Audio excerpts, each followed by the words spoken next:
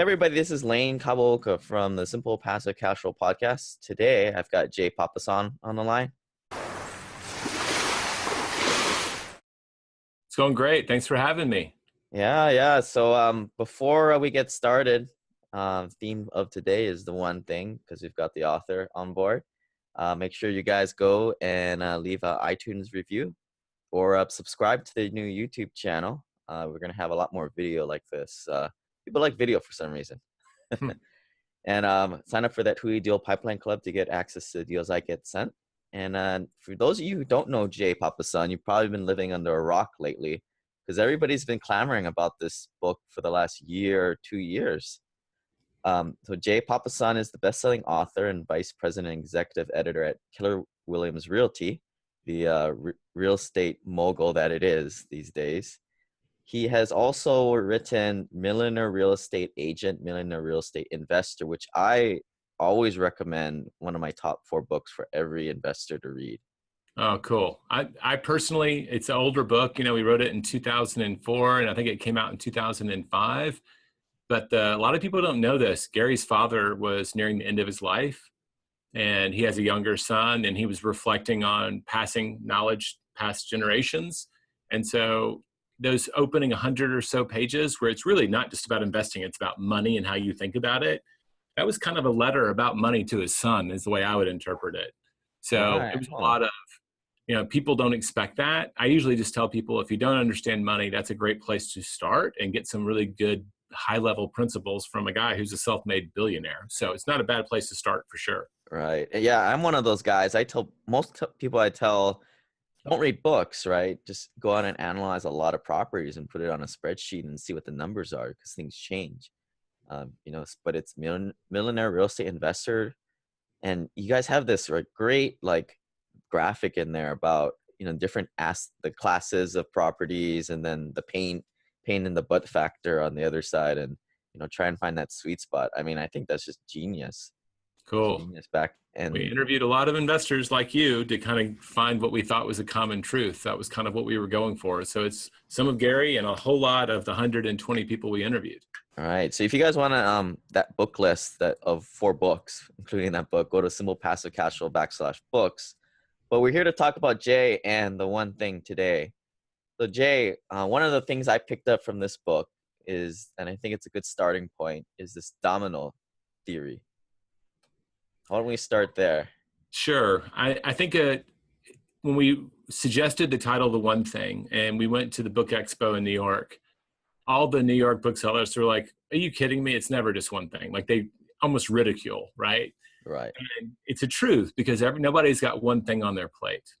And so we were looking for a metaphor for this idea that you have a lot of stuff to do. And, you've lined up dominoes as a kid, right? So if you line them up just right and you knock over one, hopefully all of them fall down.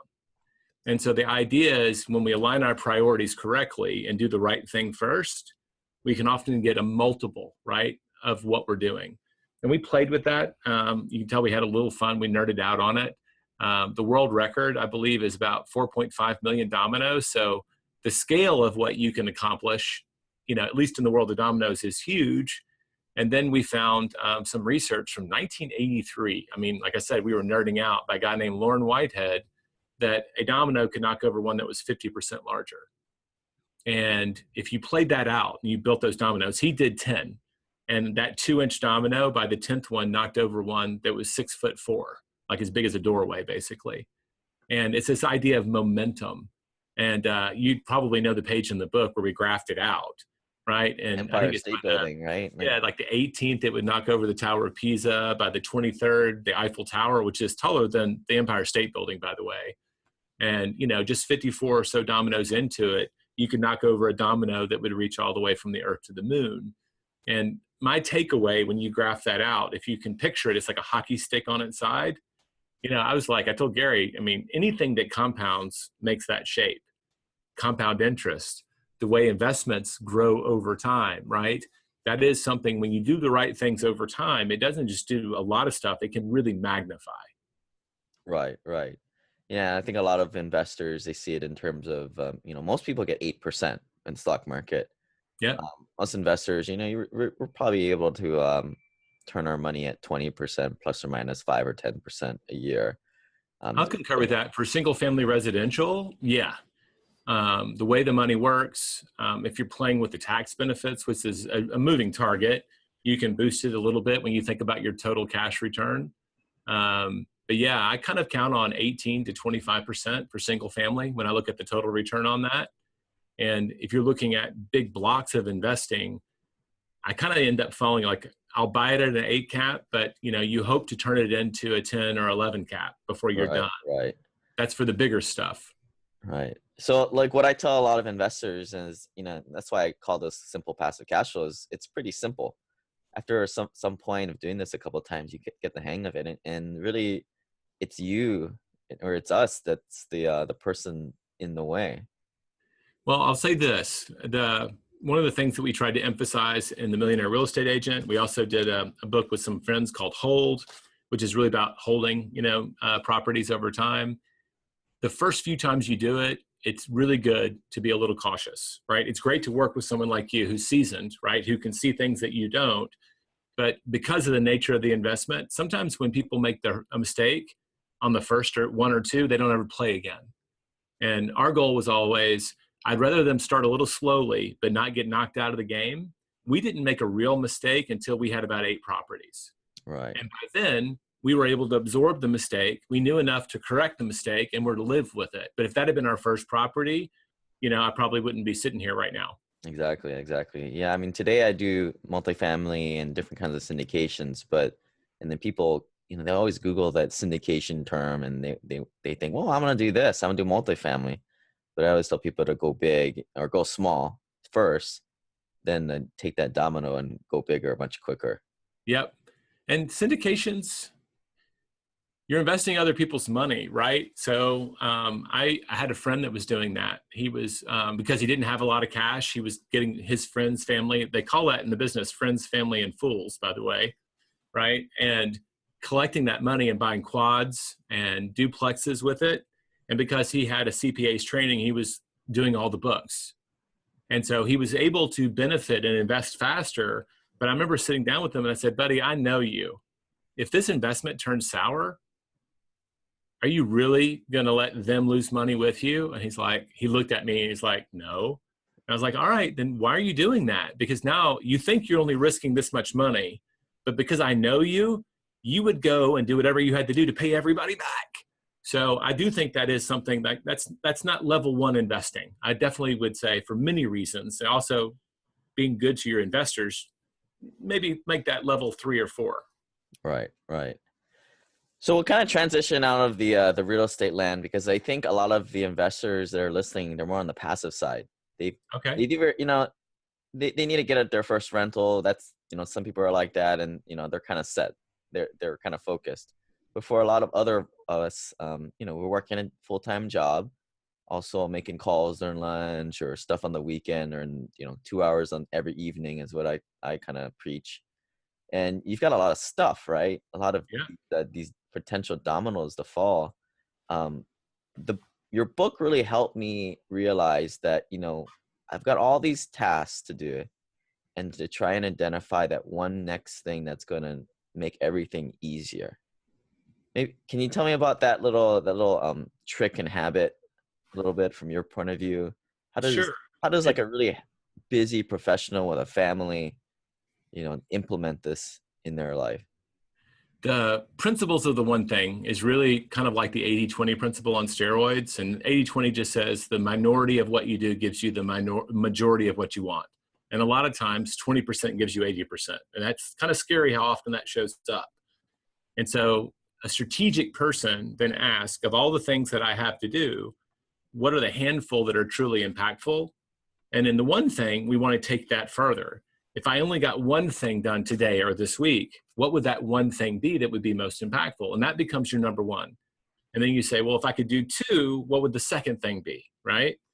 And what's funny is like Gary's always thought this way. And so if you read any of our books, we have like this central models that we build around. And in our observation and in Gary's experience, like the 3 core things that if you get them right, make your investing go crazy were criteria, terms, and network. So if you know what your criteria for an investment are, and you won't invest unless you have a match, then your only job becomes to go find things that match that criteria. And your terms don't matter that much until you find a property, right? So people will mess a long time and figure out all of this other stuff. It's like, well, until you have an investment property, why are you spending so much time there? So Right. when we were first investing, we figured out our criteria based on what we could afford and what we wanted to have happen. And then I spent all of my time looking for great investments. And as a busy professional, I live in Austin, Texas. I live in 78704, which is the center of town. And I remember all the seasoned investors were like, you'll never find investments there. And I had made one investment. It was 30 minutes away. And I really didn't enjoy that process because I was having to drive out there to show it. And, when something went wrong, I would lose my entire lunch break. And I just told my wife, it's like, we're doing this. We're operating at our own speed. How can we find more deals close to home? And so one of simple strategies, this is aligning your dominoes. I still have to drive to work every day, and I have to drive home from work every day. Well, I started driving a different way every day, sometimes going way out of my way. But what I was doing was I was looking for piles of newspapers on the lawn, right? Abandoned homes. I was looking for things where the grass was high. I was looking for properties that might be off market and available. And guess what? We started finding deals. And you mentioned this earlier. In the very beginning, I'd pull up to the curb, I'd get the address, I'd go and get our MLS data, and I would run the numbers. And I'd say, this is what I think would work. And we ran the numbers probably on 100 properties before we made our first offer.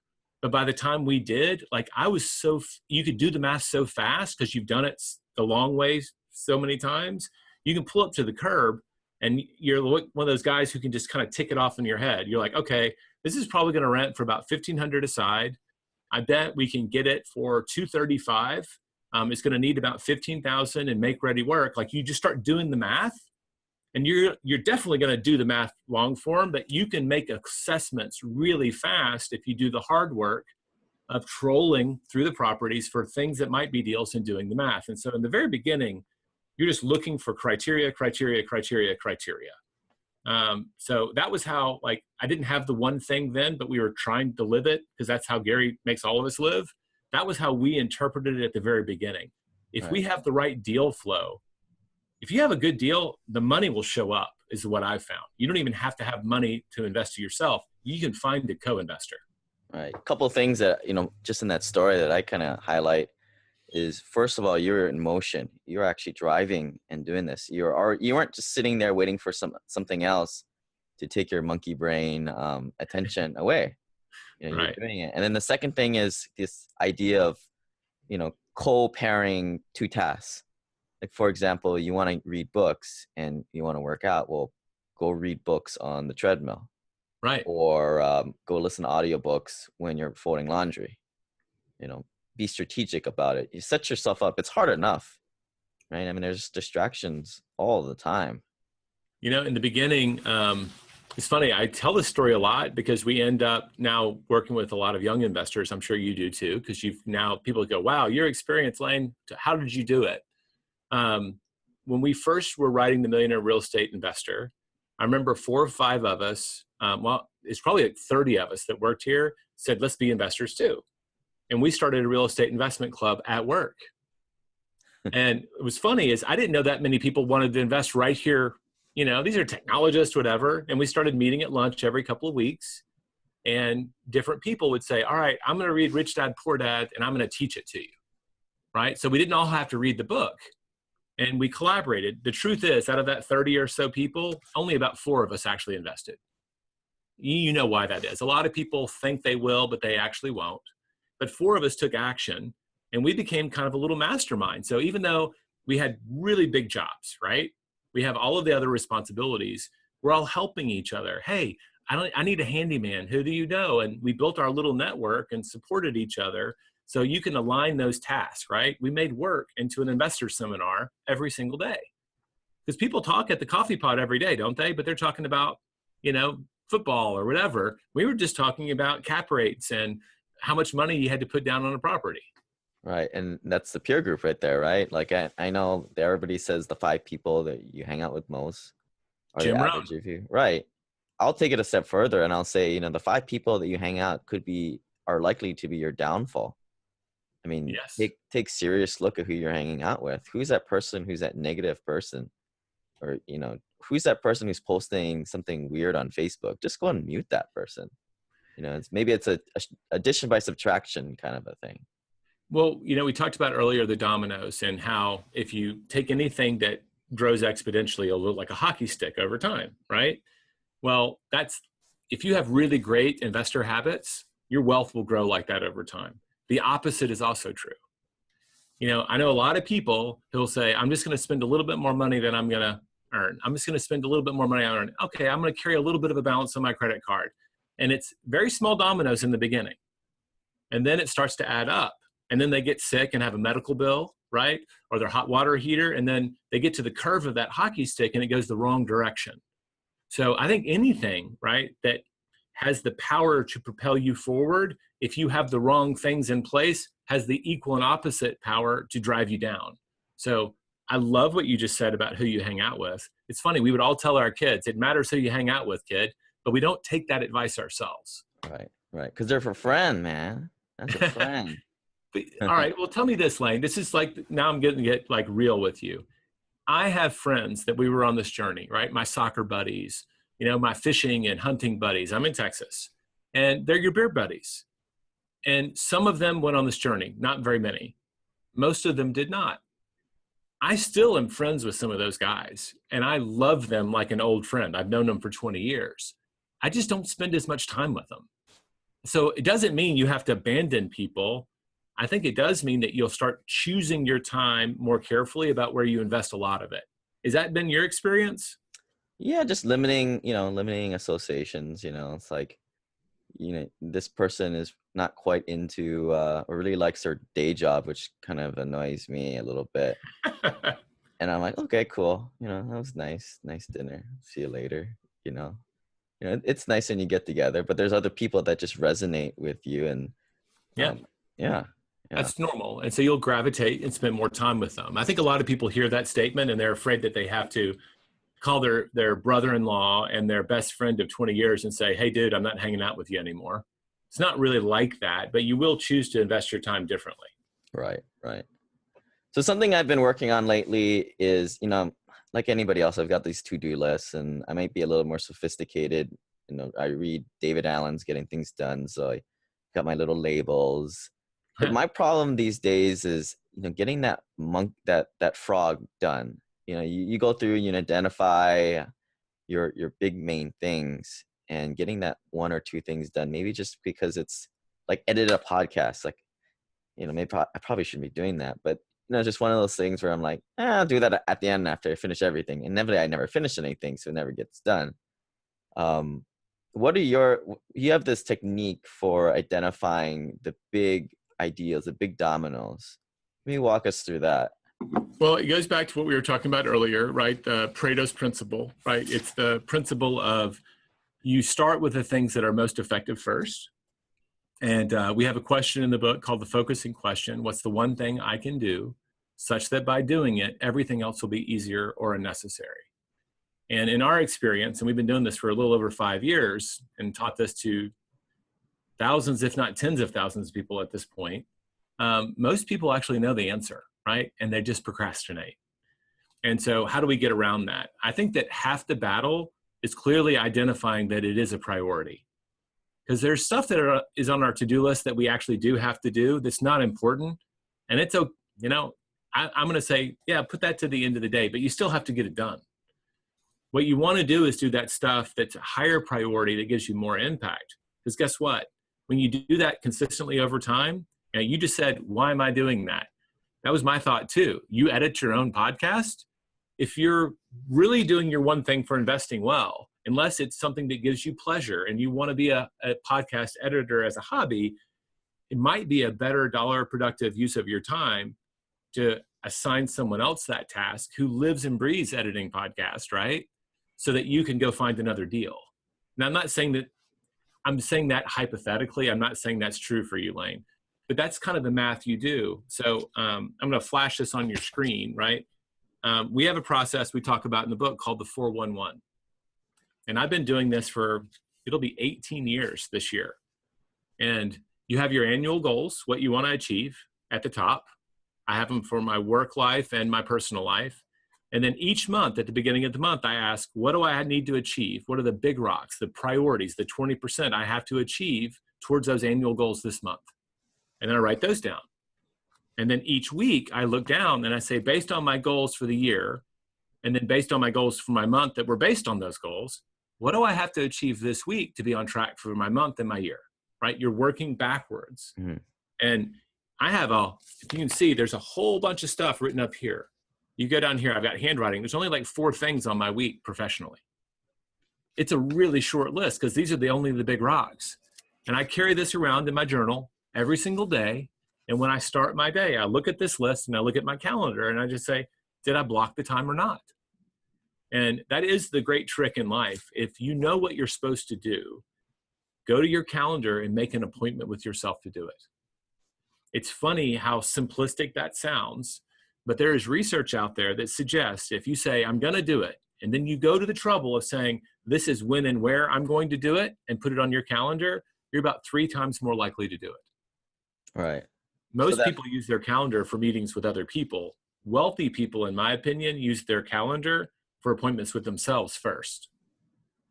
So with that 411 list, is that a monthly list that you kind of compile and you just work on throughout the week and revise? No, it's very different from my to-do list. I keep my to-do list off of this document. This is my 20%, my one thing list. So it starts at the top. If you just took a piece of paper and took 3 lines and divided it up, at the top, you'd say my annual goals. Like for me, one of my number 1 measures for investing, like for my wealth, is I'm tracking my net worth. And I have a goal. I know where I started the year and I know where I want to end the year, right? And then based on that goal, I ask, what are the activities that I need to accomplish this month to be on track for that goal? And then each week I say, based on my monthly goals, what do I have to do this week to be on track for that? Because you're working backwards from your clear priority, there's not a whole lot of options. Here's a dad trick for you. Do you have kids yet? No. Okay, when you have little kids, you're going to go to a restaurant and they hand out the kiddie menus, right? Invariably, there's a maze on that. So this is just a fun little party trick. You can, when you have your nephews or nieces, right, next time, you can show them this. If you work the maze forwards, that's where all the branches are.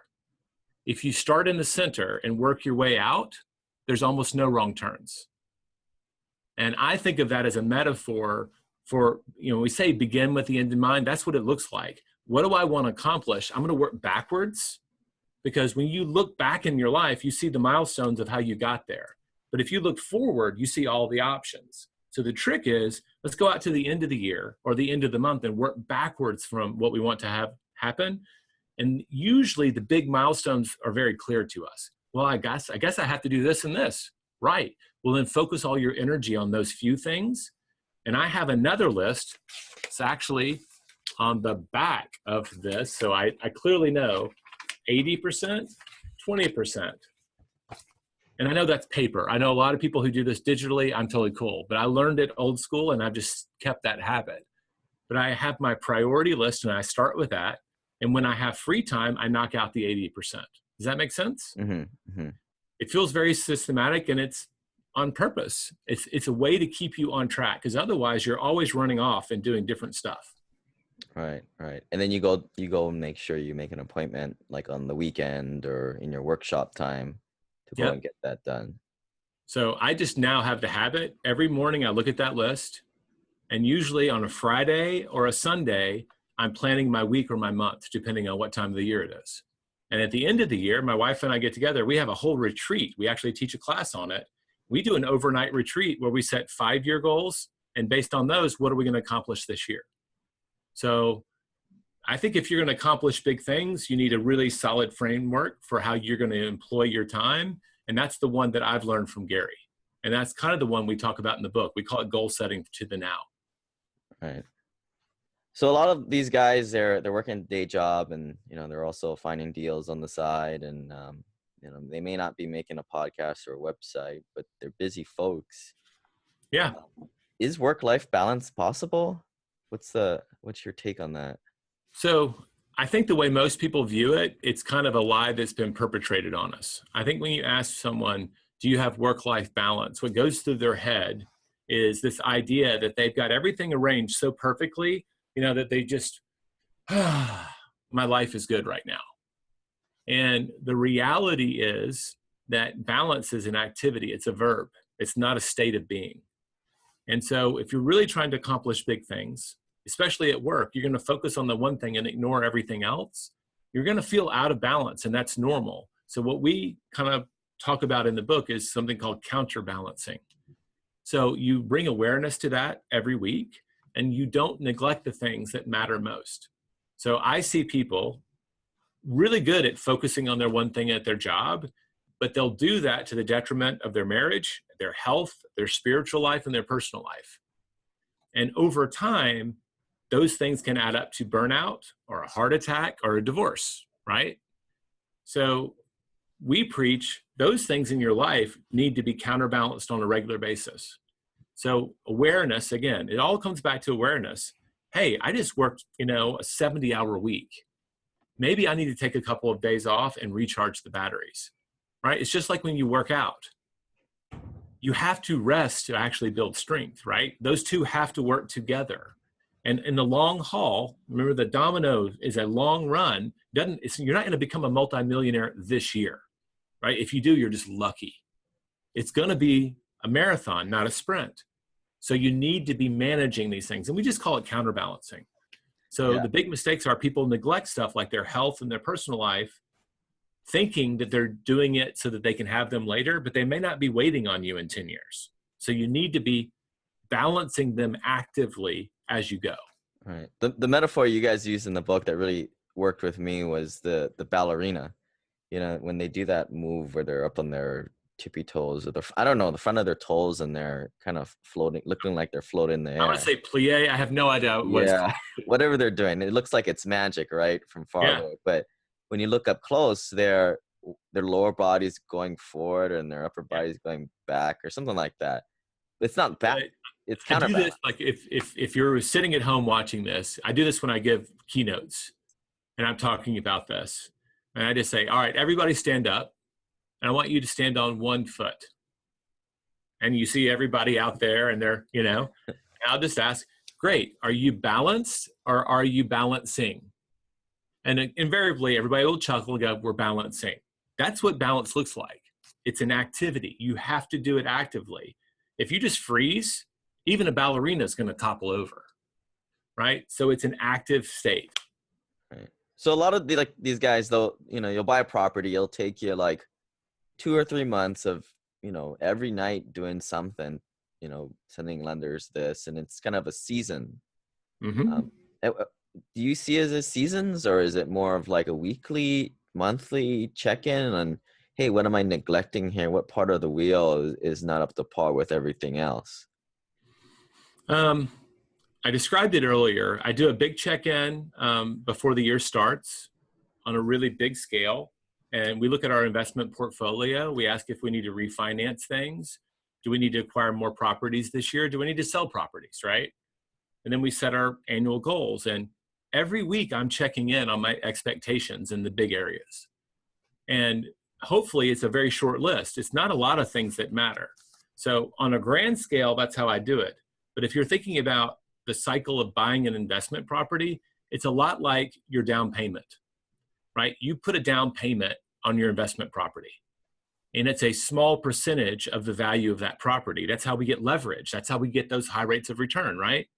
So today, is it about 25% down payment? Would that be an accurate statement on most investment properties?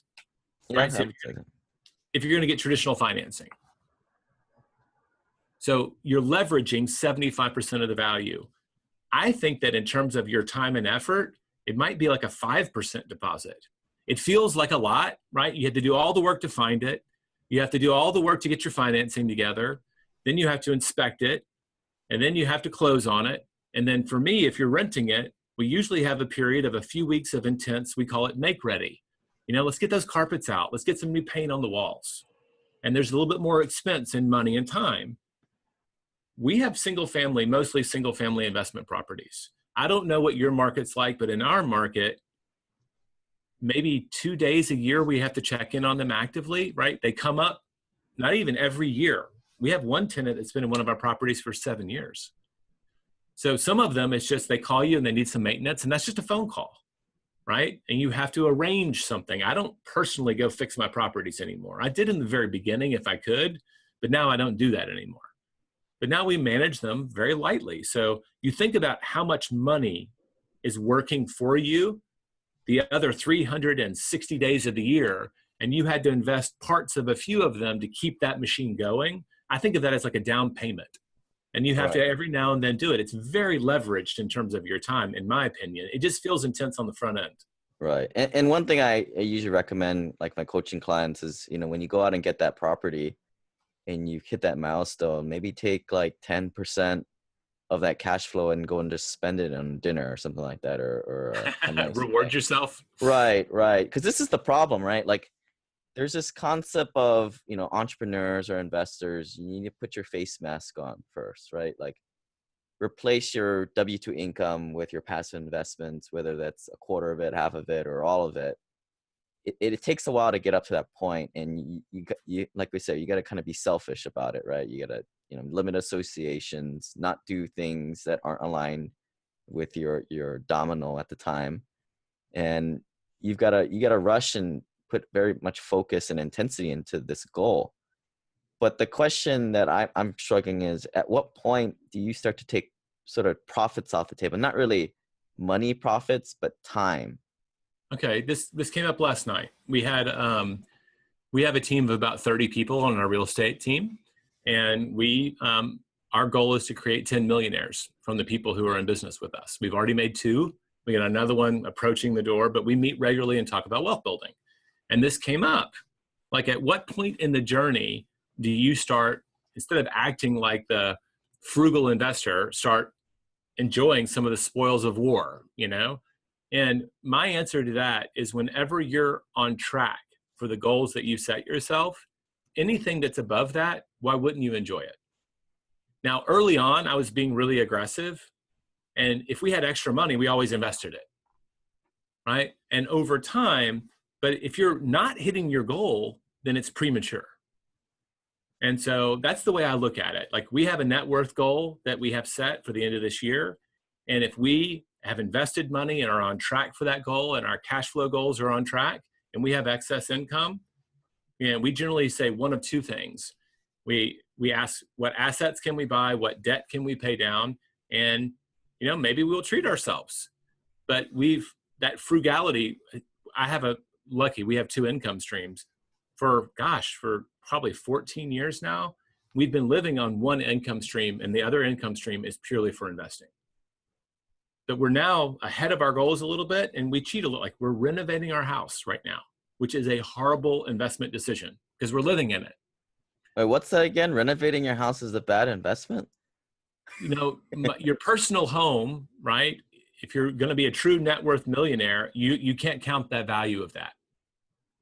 So if you're going to be a high net worth individual and certified, investor, you don't normally count that investment. Right. That's why the SEC doesn't allow you to count it to be an accredited investor. There you go. So it's in our net worth sheet, and it is an investment in the way we try to treat it. But the reality is, we look at how much money it's taking us to renovate our 1954 home in Austin, Texas. We could have bought 3 investment properties more, right? But we're also at a place where, okay, our kids are about to be in high school. We want to actually this is the last 5 years or so they're going to be in the house with us. We're going to maximize that time, and we're taking some of the money off the table. And I think it's appropriate because we're still on goal. And Gary has also taught me, you never use debt for luxury items. So let that sink in. A lot of people will jump out and they'll go buy a Mercedes, but they won't pay cash for it, right? You definitely need transportation, but that could be a bus, that could be a Toyota, or that could be, a Tesla. Those are all viable transportation. So the necessity, and then everything above that can be luxury. So we pay cash for those things. So we're paying cash for this renovation. So that's real opportunity cost lost. But we're also at a place where, you know what? We've been doing this for a long time. In the beginning, we lived on 60% of our income and invested the rest. So we understand how to be frugal, but it's also, if we're on track, we're going to take some money off the table and actually enjoy it. It's just, when is that appropriate? I don't think it's appropriate if you're not on track and you're not behaving like an investor should. Like I said, if you're buying a mansion and using debt to do it, you're playing with some money that you may not have. I don't love that. Right. I think a lot of my listeners, they're kind of a weird folk where they get pleasure off saving money and It's perverse, man. Right. We're totally that way. Gary Keller tells a story when he was building his wealth in the beginning. His simple budgeting was, they set their goals for investing. They had an investment account, and every time they got paid, a certain percentage of their income went into the investment account, right? It's kind of like a 401k. It just got removed from his checks. He didn't see it. It went there for the next investment. They had their budget account, and that grew as they grew in wealth, right? And that money went into account, and his wife was in charge of that. Let's pay the household bills. Let's do that. And they were so trained. He would look at their budget account, and she would be saving half of what they were supposed to be living on. And he's like, honey, you don't have to do that anymore. Like, as long as everything that we needed is in the investment account, everything here is just for fun. So if you don't want to spend it on yourself, let's give it to charity. But it's like, those investor habits die hard. So, like I said, in my mind, if I'm on goal and I'm playing by all the rules, no, debt, I'm paying off my credit cards, no luxury items, except I pay cash for them, and our investment targets are on set, then my budget account, if it's overflowing a little bit, all right, I'll go shopping. I'm not look at what I'm wearing, I'm sorry. Like I've got a sports watch on. I don't, those habits haven't really died. I don't own a Rolex. I don't do those things. I've got a Toyota Highlander, right? But I will splurge. We bought a ranch. That was my expression, right? Of, we have more than we need. This is something that we would like to see in our life. Is it a great investment? It's real estate. It'll appreciate, but it won't appreciate, and it doesn't derive income. So you have to make those decisions based on where you are in the journey. Right. I think the thing that people struggle with, and most guys I'll get on the call with, they've got a couple $100,000 at least, and they're going to buy their first rental property. And I usually paint the big picture for them. You're going to buy this rental property this year, maybe 1-2 years. Mm-hmm. At the end of the day, I'm saying, probably be financially free in about 3 to 8 years, most likely. How do you define financially free? Paying off or replacing their W-2 income. Okay. Or at least their living expenses.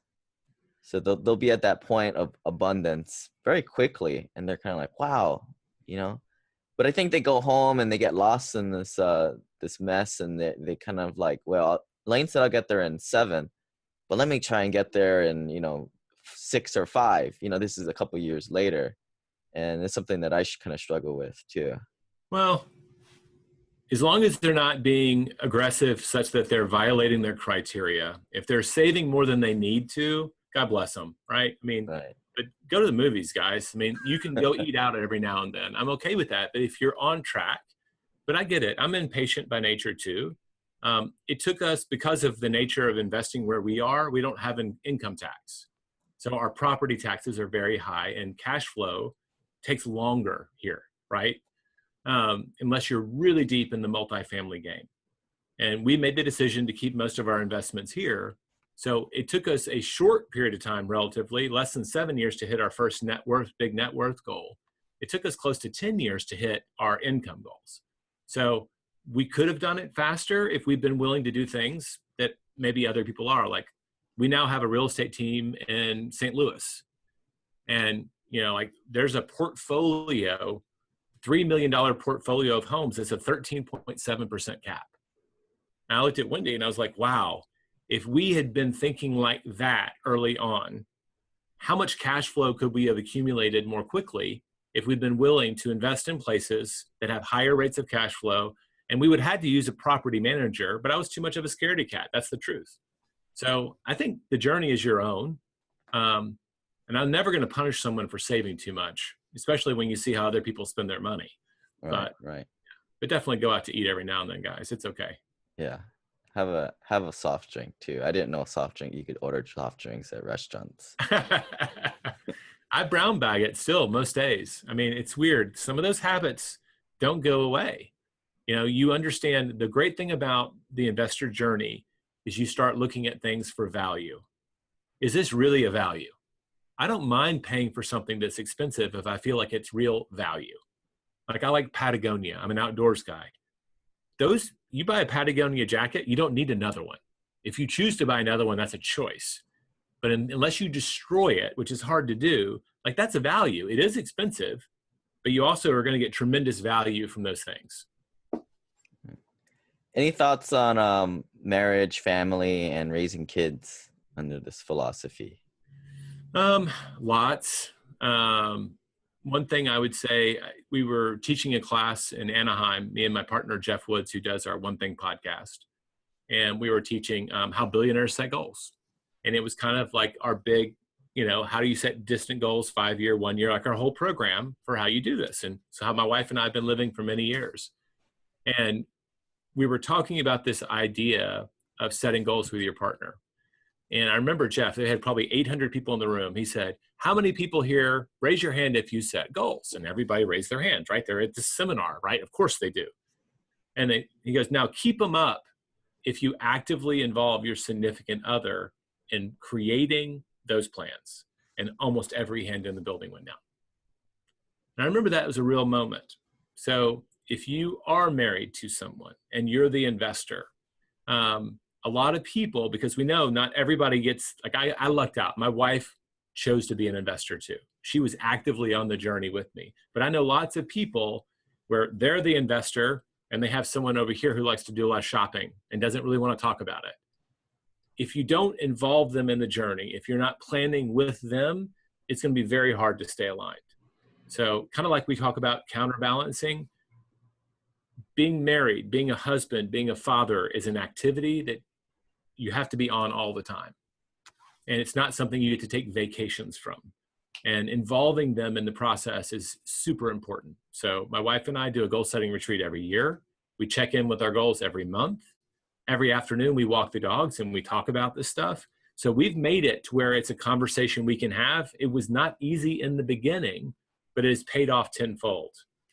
As for raising kids, I've got teenagers. So all bets are off on how they turn off, right? Because right now they have no mind of their own. They're 13 and 12.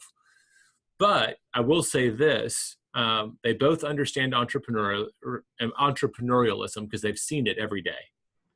And I remember there were times when we were renovating properties and we literally had our kids, right? We would kind of baby-proof a room, not baby, right? But they'd be in the corner playing with Matchbox cars and there's nails everywhere. And we're constantly checking in. And I remember Wendy going, are we bad that instead of being at a playground, they're at a rental property? And I predicted, and this is one of the few things I got right, I just said, I think what we're doing is showing them what it looks like to build wealth. They don't know it right now. And if you ask my kids, they think it's totally normal that we own a bunch of houses, even though you and I both know that's very unique. So I'm hoping that we're at least role modeling how to communicate about money, how to get on the same page and build it as a family, and also hopefully some values around money over time. But I could go on and on, but a lot of it comes down to what are you communicating? Are you getting alignment? Are you finding ways that both halves of the marriage can find a win in what you're doing? Right. That's very important because I can tell you when your spouse is not aligned, it can be like running with the parachute open. It's not fun and it's hard. All right. Maybe walk us through that daily dog walking talk. How does that usually go? It's not like, we got what was our four? Let's talk about our 4 goals for the year. Start from the high end. Well, we do the goal setting retreat, right? And so kind of more or less structured. If I showed you, again, this is all paper, but it's electronic. I've got my 5-year family goals here. And I check in on these pretty regularly. Like, how are we doing? Did we say we were going to do something and it really doesn't matter? Like I cross stuff off all the time and we add things. But my wife is also a business person. She uses a 411. one of the ways that we've found ways to regularly stay in communication, we got a dog. We didn't know this was going to happen. But now at the end of the day, we'll be texting each other, what's your ETA? And if daylight and weather, like today, it's a horrible rainstorm. But if weather allows, like one of our favorite things to do is there's a green belt that we can take our dog for a walk in, and we'll either go with the kids or just each other, and we'll talk about our work day. And it's kind of nice because we're not in the house. Like I'm not, she's not prepping for dinner and I'm not doing laundry. So we get to just be in nature and kind of have a relaxed, how to go today. And we stay pretty in tune with each other's businesses that way, just because we've found a regular window to have conversations. The other side of it, flip side of the coin, 3 days a week, we get up at 5 in the morning and we work out together with the trainer. And that's been huge. We've been doing that for 8 years. So sometimes before the day's going, we're in there and we're doing burpees and hating life. But we're talking about, what do you have going on today? Oh, I'm interviewing some talent. Or, hey, I'm going to go look at this property. Do you want to meet me? And it's just, it's so easy when you've got a family to be so busy and so consumed with baseball practice and everything else that you forget to connect with the reason that you had the kids in the first place, right? And so I think my first role is as a husband and my second role is as a father. And I try to keep those priorities aligned because I want to role model a healthy marriage too. That doesn't, by the way, pass the burning building test. If the building's on fire, my wife knows I'm going for the kids. And so would she. But on a daily basis where lives are not at stake, I'm making sure that our investment, right, as best as I can, and we fight like everybody else, right? We're human. But we try to make sure that we are doing the right things together so that we can then be better parents for the kids. That may sound counterintuitive, but it makes sense to me, and it's working. Right. No, that counterintuitive point is something I've been hearing a lot from very successful people. And, most times the counterintuitive thing is probably the things that you should probably be doing. You should at least consider it, right? Yeah. Well, cool. I think I appreciate you coming on, Jay. No, Nice thanks. I can tell you've read the books. Thank you for that. Thank you for sharing them. And thank you for helping people build wealth. What a cool, you're building yours, but you're also coaching people and helping people. That must be very rewarding. How awesome. Yeah, I don't have kids. So the reason I made this podcast is, maybe they can listen to it one day. No, that's cool. Yeah. But cool. Well, thanks, Jay. I appreciate it. And we'll see you guys next time. Thank you so much.